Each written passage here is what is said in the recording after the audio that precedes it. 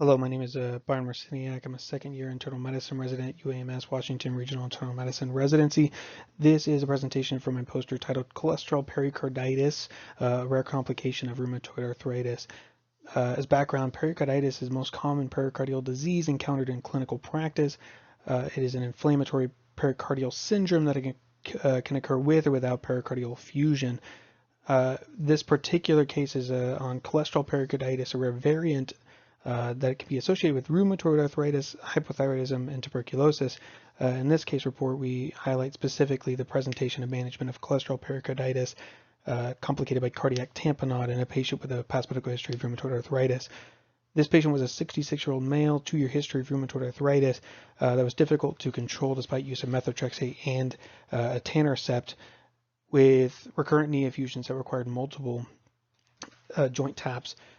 This patient presented out in the outpatient setting with several days of worsening shortness of breath and fatigue. His BCP performed his transesophageal echocardiogram that found an ejection fraction of 45 to 50% with a large circumferential pericardial effusion with a diameter of 2.8 centimeters, consistent with early cardiac tamponade.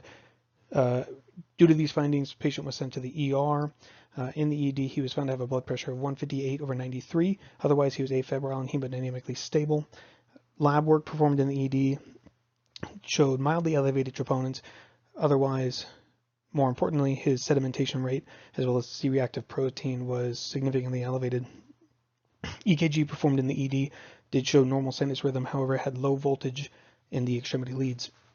Patient was started on colchicine in the ER and admitted to the hospital for pericardiocentesis. Pericardiocentesis was performed, pulled a total of 700 milliliters of cloudy yellow fluid that showed multiple cholesterol crystals. Soon after this pericardiocentesis, the patient had fluid reaccumulation. It was determined that the patient needed to have a second pericardiocentesis with a placement of a drain. Pericardial fluid analysis of the first pericardiocentesis showed many cholesterol crystals, as well as a significant amount of white blood cells, as well as LDH and albumin. After 3 days after the second pericardiocentesis, repeat transthoracic echoes showed an EF of 55 to 60%, now with only trivial effusion. The drain was removed at that time, and the patient was discharged home on colchicine. Repeat TEEs over the coming months revealed improvement of EF up to 65 to 70% with resolution of the pericardial effusion.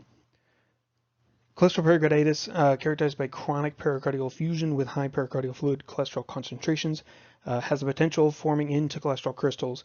Specifically in rheumatoid arthritis, it is believed that the high pericardial fluid cholesterol concentration comes from injured pericardial cell membrane or necrotic rheumatoid nodules.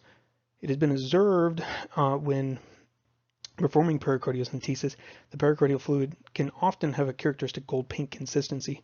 In conclusion for this presentation, cholesterol effusions often reaccumulate, frequently warrant pericardectomy for effective long-term management. However, in this patient specifically, we were successful in managing him with only pericardiocentesis, drain placement, and colchicine without the need for pericardectomy. Overall, quick identification of and early initiation of treatment are highly important for favorable outcomes in cholesterol pericarditis.